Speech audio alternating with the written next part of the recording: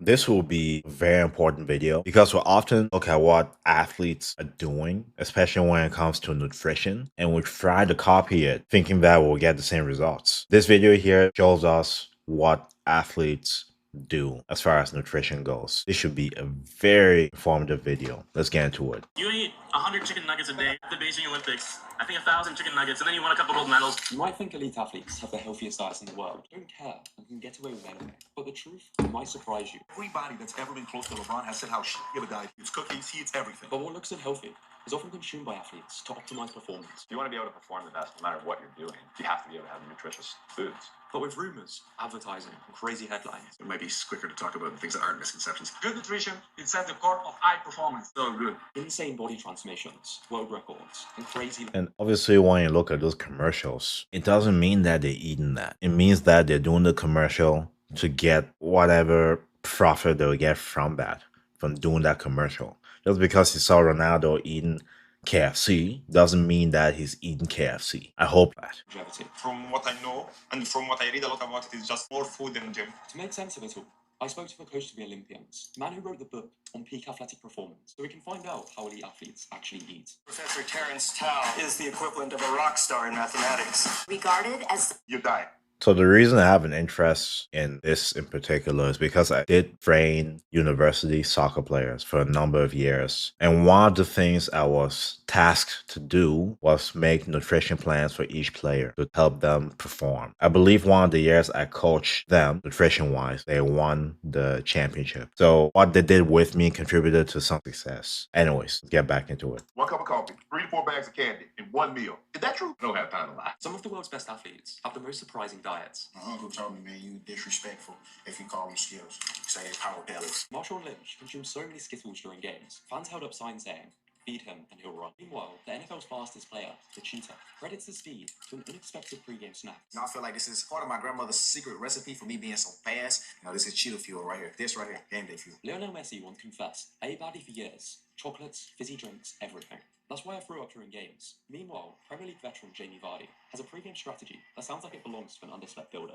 37 years of age now, what is your pre-match diet? Wake up, Red Bull, get to the stadium for pre-match, it would be Red Bull and cheese and an omelette, then maybe have a coffee, back to the dressing room to get ready and start sipping on another Red Bull. Some athletes believe they were able to perform. So when they say that, what comes to mind? Why are they eating that? I hope you're asking that. Well, a lot of the foods they mention carbohydrates, slow or fast digesting carbohydrate, which goes through your system into your muscles and digest quickly. Therefore, you can use it for energy to fuel your workout. And in this case, it's high intensity. So it makes sense why they'll eat the Skittles, the gummy worms, gummy bears, and sweet, fast digesting type of foods. That's why they're doing it, because it helps them performance-wise. So don't do it and think that you get the same result when you have a more sedentary lifestyle. These guys are athletes. That's why they can get away with that. Best, not despite their junk food diets, but because of them. We play a barbaric sport. The immune system in the body needs... Now you get practice? Wow. Eating What was I hearing here? Searching there for answers. One main You can also get the quick digesting carbohydrates from fruits like apples, pineapples, bananas. Those have it as well. But you get a more artificial spike from the candies they're eating and so on. Dr. Mark Bowles, the top coach to elite athletes. He's the expert when it comes to the science behind their diets. I had to know what he thought about, and he helped me see through the myths. But more importantly, how did he put this together to help you avoid falling for the mistakes? Supplementation, in my opinion, is one of the most important things in football. There's thousands of different sports supplements. Athletes who use them have very different stacks, ranging from the basics to the more Creatine. questionable. All creatine's in there. Performance enhancer when you horizontally, right? So I can help my performance vertically. And I'm out there going crazy. I'm out there going crazy on a half of Viagra and a little bit of Red Bull, and people like, God damn, I can't stop Ocho for nothing. Before you take one before the gym, there's Damn. zero evidence this helps, and it's more likely to backfire. Cramping. So instead of blindly copying the supplements an athlete uses, Damn, man. it's smarter to choose based on evidence and expert advice. So what are some of the most evidence-based supplements for athletes? Vitamin D is Creatine. really important. Creatine. Really influenceable with supplementation. So if you live somewhere with a true winter climate, you're going to need to supplement to really get that performance benefit. Recovery standpoint, we know that getting above 90 nanomoles per liter is where we're going to get immune benefit above 75 nanomole per liters, where we get satellite cell activity benefits. Omega-3 is another really important one. Ideally above that 8% omega-3 index range, where you're going to get not just benefit for performance, but benefit from things like longevity as well. And a nice one for young athletes or athletes to think about is magnesium. We've got good data now showing that athletes require 10 to 20% more magnesium than the general population. It's no surprise why top football clubs provide these for their Wow. players, in addition to creatine, which can help with strength and recovery. There you go. Which can The favorite supplement of all time, creatine. And creatine does also have cognitive benefits if you take over 5 grams. Do your research. I believe Rhonda Patrick talked about this. Consuming more than 10 grams of creatine will give you those benefits. So you can do your research and go find that out for yourself. boost energy. But scientists argue that supplements are the least important parts of any diet, so completely the opposite of how they're marketed. Even Tom Brady has said that supplements can't replace proper nutrition. Why can't you replace food with something? When you get certain things from food, like if you eat the whole orange and you're getting all the array of different micronutrients in there, they do have a synergistic effect. So this is why you hear a lot about a food first approach, which is part of my philosophy as well. We want to try to get things in from food. So if it's not the supplements they take, which And it's in the name too. Supplement. It's meant to supplement what you're already doing. It's not meant to replace what you're doing. It's an addition, right? So I'm a fan of it, but I'm not a fan of people replacing it with food. That's my thoughts and recommendations. that's not part. Then is knowing which foods are good and which foods are bad what makes a difference. No carbs, no sugar, no dairy, no refined sugar. You need to less dairy, cheese that much. Yes, we're missionaries. We help people carry their burdens physically and spiritually. Tap the link below to sign up for a visit with missionaries like us from the Church of Jesus Christ of Latter-day Saints. So this Oh is my a razor God, that stop you with buy the once. commercials, man. It's a razor that you own forever, and it's a razor. Yes, I am gluten-free since 2010. I'm dairy-free and refined sugar-free. So why are they doing this? Dairy is probably one of the ones where just a lot of people have a bit of lactose intolerance that they're not really aware of. And so if you're intolerant to lactose, then you're going to get some gas and bloating and discomfort. And so taking it out obviously improves that. If you can digest dairy, it's the gold standard protein, right? It's tremendously helpful and beneficial. Right? When people talk about gluten, they typically have removed bread. It's not just the gluten in bread, it's the fact that it's highly fermentable. So if your gut already has more quote unquote bad bacteria, if you're stressed, not sleeping a lot, eating a lot of sugars, you're going to have a lot of bacteria in the gut that ferments very well. And so if you add breads on top of that, it's going to create a lot of gas and discomfort. But while bloating may be about avoiding foods in your diet, micronutrition is more about what you include. A study on 19 Brazilian footballers revealed what happens when these are missing. 68% consumed insufficient magnesium and calcium, 74% lacked vitamin A, and 100% failed to get enough vitamin D. Wow. Vitamin and mineral deficiencies can impair testosterone. And especially for people in parts of the world with not much sunlight, those individuals will definitely be deficient in vitamin D, which is why for Canadians, for Americans, it's very important for you to have some vitamin D stack to make sure you're up to speed with that. Immunity, and joint and muscle health. One of the reasons Messi hired a nutritionist in 2014. And most top sports clubs have smoothie bars and tons of fruit in their canteens. Most champions, I think, in the UFC are like 36, 37. The longer that you can stay in the game and the longer you can recover, the better you're going to be. Private chefs and nutritionists handle a lot of the complexity. But Man, that is so cool to have all that. Try to eat things that's real with as less ingredients as possible. I think you got so much. Thank you. I had a conversation. I'm sorry for pausing so much. I had a conversation with my relatives, and we were talking about junk food at home versus junk food at the fast food restaurant. The big difference between both is the fact that when you make it at home, the ingredients inside, it doesn't have more than 5 ingredients, 6 ingredients, whatever the case may be. That's what he said. That made me think to say that. What he said that made me think to say that. When it comes to restaurants, you don't know what's in the food, which makes things worse. I would argue if you eat junk food at home, you would lose weight faster than if you would eat those same foods at restaurants, because the ingredients you're using at home are real. Anyways, back to the video. In this world right now, so I think that's the thing, to eat real meat, Real food. fish, and eat fruit. But wait, didn't we just learn? Liar. Cookies, he eats everything. Liar. We know Oh, from the research that capper. dietary recall is really bad. Look, Right? cap. So you'll get somebody's diet on one day, and all of a sudden that becomes what they do every day. We saw this many years ago with Chris Froome in the Tour de France. He posted a picture of a low-carb breakfast. Everybody on the internet went crazy saying, hey, look, this guy's low-carb. That was one meal that he had for a planned and purposeful reason of strategically underfueling that morning, but it wasn't what he eats every day. DK Metcalf claimed to run on candy earlier. He stated the opposite to GQ. He was on a low-carb, vegetable diet. This guy. But the best athletes do include junk food in their diets. Tom Brady mentions in his book how he adjusted his strict approach to include pizza and bacon every now and again, stating, I have a friend who freaks out if it's not the most organic this or that. Stress is going to harm you way more.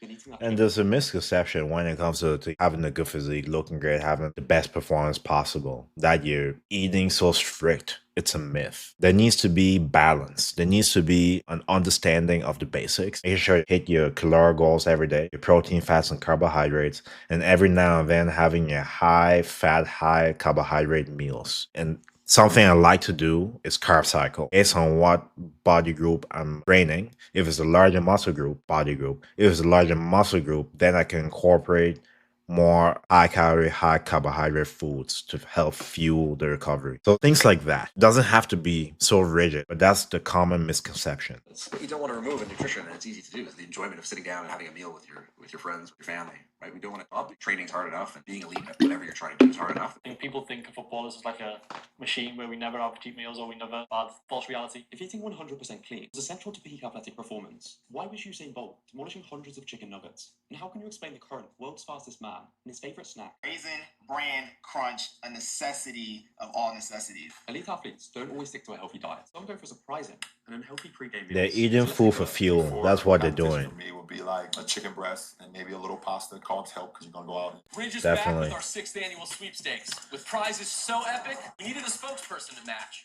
These are pretty nice. You can win a Lamborghini, souped up trucks, or $100,000. Play a lot of minutes, things of that nature. It depends on the individual, but typically athletes are creatures of habits. They like to have very similar meals or games.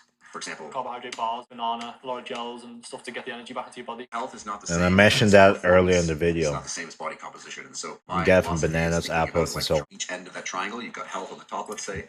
On the lower right, you've got performance, and on the lower left, you've got body composition. If you're trying to qualify for the Olympics, and it's every 4 years, you're going to really optimize to peak at that time. So you're moving yourself towards that lower right-hand corner for performance. But ultimately, it's coming at the sacrifice of your health to a certain degree, because if you talk to any of the Olympians afterwards, they're worn out for weeks, months after the Olympics, right? This is sometimes the misnomer. You see in social media or online, this idea of just being optimized 24/7, 365. Not For some possible. athletes, this might mean eating You're not hundreds of Superman. chicken nuggets. I was just making sure I had the right food because there's some. You're in China, so you don't want to eat anything you don't know. It's not uncommon for athletes to consume pure sugar before competitions. This is where speed, right? The ability for the food to get it from your mouth through your gut and into the tissue is the limiting There you go. So he's explaining fast digesting carbohydrates. That's what he's explaining here. factor. And so this is where those simple sugars can be really. For most athletes, pre-game meals are fairly similar. I love sweet potato, chicken, broccoli, and some vegetables. Ronaldo often has chicken, broccoli, and rice, while Simone aims for a salad, chicken, and vegetables. Around a match day, we won't serve red meat generally the night before the game because it's just too hard to break down. Depends on your sport, depends on the individual, but certainly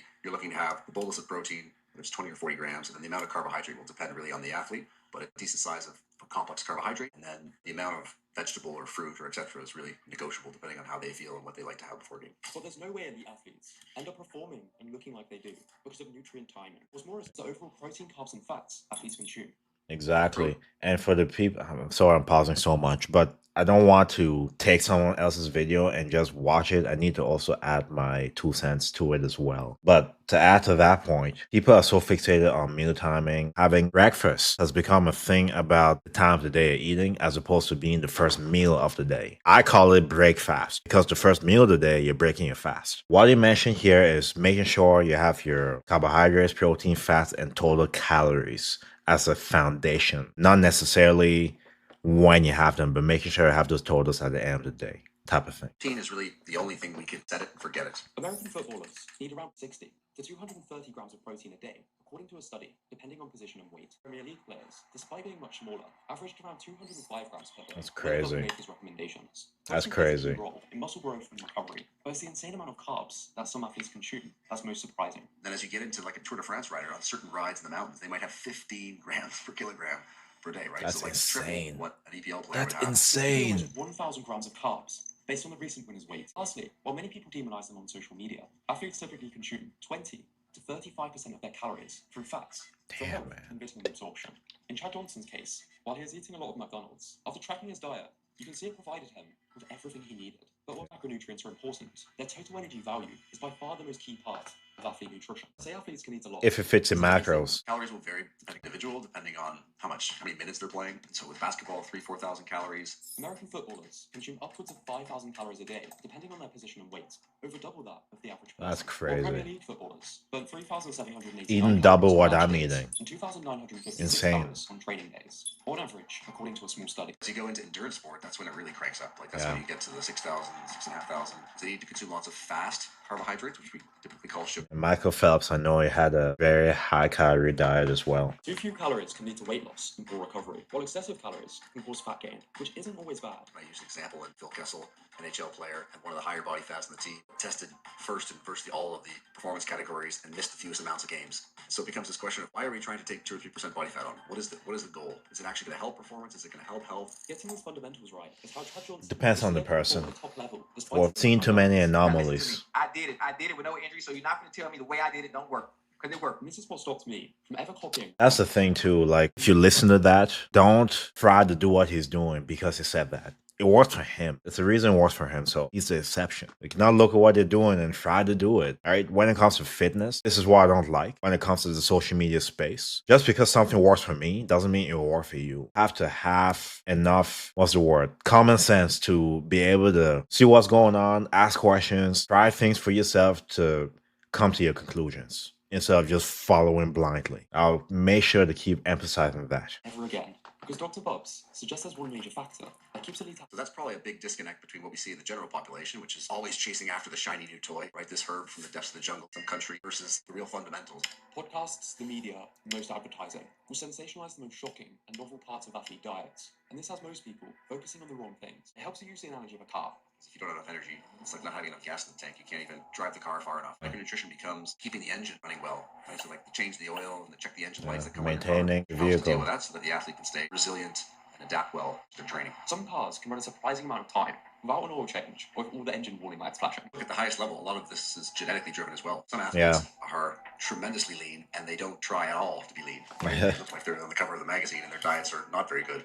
And that catches up with you as you get into your 30s and 40s. They Yeah. weren't really understanding that because of their For sure. I used to see that when I was younger, thinking that maybe I can do it, but I'm glad I changed that mindset because I'm in my 30s now, looking better than ever. If I had done that, who knows now? Who knows? It definitely will carry over to your 30s and 40s if you just think that you can keep getting away with it in your 20s. Make the right choices, have variety. It doesn't mean that you'll never have your favorite foods and so on, but be extremely vigilant. and the fact that they were young, youthful, was what was really carrying them. But with increasing competition, Yeah. nutrition is only becoming more important. Metabolism. That's actually the best predictor of success or separating like national to international level competitors. It's just, can you show up day after day, week after week to compete? This is why small optimizations, when they become a distraction from the fundamentals, can end up causing more harm than good.